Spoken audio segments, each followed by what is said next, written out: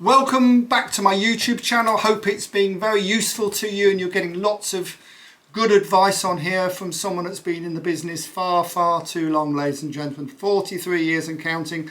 I've got a few challenges today that I'm just dealing with. Doesn't get any easier, I can promise you. Now, power team. I hate that word power team. I really hate that word power team. All the educators use it, I know.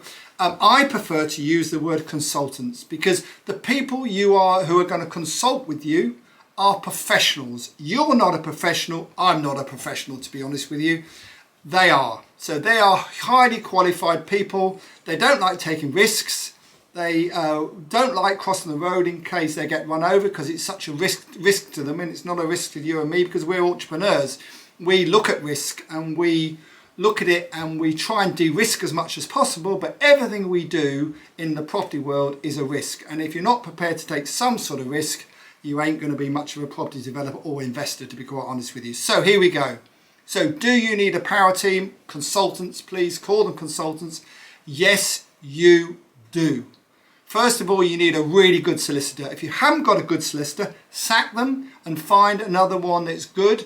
If you want some advice on who to pick, or if you know it, do I know any good solicitors? I know one or two, yes. Please, drop me a line at johnhowardproperty.com and I'll see if I can help you on that. That's no problem. So you need a good solicitor because your solicitor will make or break a deal for you. If they're too cautious, you'll never buy anything. If they're too ballsy, that's not good either. You need a solicitor who's sensible, steady and professional, but gets on with the job and doesn't start making excuses. If you can't get hold of your solicitor, sack them and find another one. So that's solicitors. The next thing is mortgage brokers. We all need a mortgage broker these days. Again, they're sort of pretty cautious individuals, but you want them to be cautious because you don't want them to be ballsy. You're the ballsy one, not them. You want them to be able to be professional, you want them to be qualified, you want them to have some great contacts in the funding world. We're not talking about buy-to-let mortgages, that's boring. We're talking about, have they got good contacts in the world of bridging. There's a real difference between some of these bridges, by the way. Some use their own funds, others they've borrowed the money from someone else. So, it's a bit of a minefield. And the one question I always ask my broker about the bridger they want me to use is it their money? If it isn't their money, where do they get their money from? Because that's super important. And I'll probably do I think you've just given me an idea to do another little thing about bridging, because bridging is so important. And I think I'll do a piece on that in a few weeks' time on this channel. So watch out for that. So broker, really important. Relationship with a broker, relationship with the solicitor, super important that you get hold of them when you want. If they think they're doing you a favour, sack them and find another one. Simple as that. There's plenty of them around. Now, you also need, if you're doing any sort of development, you need a building surveyor. The building surveyor is the most important person you could possibly meet. Very, very important. A building surveyor will oversee the whole project from start to finish. They'll sort out the schedule of works, which is so important. So it can be go out to tender properly. They'll organise the tender. They'll organise the builders. They'll oversee the project for you to make sure it runs successfully. So the most important person out of all my power team, which I hate using, is my building surveyor. If you don't have a building surveyor, if you think you can do these developments on your own without advice, without a building surveyor, if you think you're going to project manage it yourself, good luck. Because at the moment, all I'm doing is buying up sites where people have tried to do them themselves, get into difficulty, and I'm buying them off the banks at a big discount to open market value. So good luck with that. Building surveyor, super important. Now, with the building surveyor, they will then pull in other experts that you'll need to do a project. Okay, so they'll pull the other experts in. You don't need to worry. You pick the right building surveyor, and the whole project will be much smoother and much easier than you trying to do it yourself. And also, a lot of you, very sensibly, have still got a very good job outside the property world, and you want to keep that job.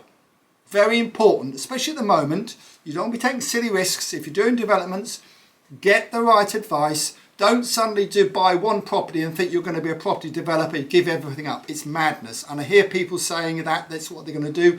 And I try and persuade them not to do it because it's totally bloody bonkers, ladies and gentlemen. You need at least 10 properties on the go before you start giving up your job and everything else. Your salary is guaranteed. There's nothing in property really that's guaranteed.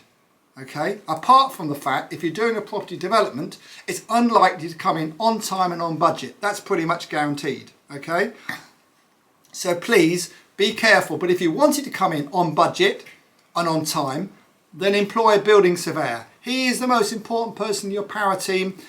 Everyone else will pull in behind them. So if you need the architect, you need QSs and so on, the building surveyor will sort all those out for you. All those people out for you. I can go on and on about consultants. Architects, of course, is one that comes to mind because you tend to pick an architect probably before the building surveyor because it comes in that order. I personally don't, but other people do. So with architects are very nice people. They're very talented people, but please don't let them oversee any project. So once they've done the plans for you, shake the hand, thank them very much and say, you know what? If I need you again to draw some more drawings, I'll employ you. If I don't need you, I won't. They'll all try to muscle in and oversee the project for you. Let me tell you, the last person you want to oversee any project is an architect. And I use good architects, very good art, and they're expensive, but I wouldn't want any of them to oversee a project for me. Building surveyor, building surveyor, building surveyor. The other person who is super, super important these days, before you get to the building surveyor, is the planning consultant. Now in the old days the architect did all the planning consultants work. Now most architects have got their nose put out of joint because these planning consultants have come in, they're sharper, they're more organised, and they pull the whole of the planning process together for you. If you haven't got one for a project, you need to get one. You need to get one because they will pull the whole business together. A bit like the building surveyor will pull in all the other experts he needs or she needs to get the job built and completed. So will the planning consultant. So the planning consultant will employ the architect. They will know which architect to employ depending on the job. It's horses for courses. So they'll pull in the architect. And all the necessary, all the tests you have to do on the ground, asbestos reports, ground conditions, highways, access way. All these consultants now will come together under the umbrella of the planning consultant.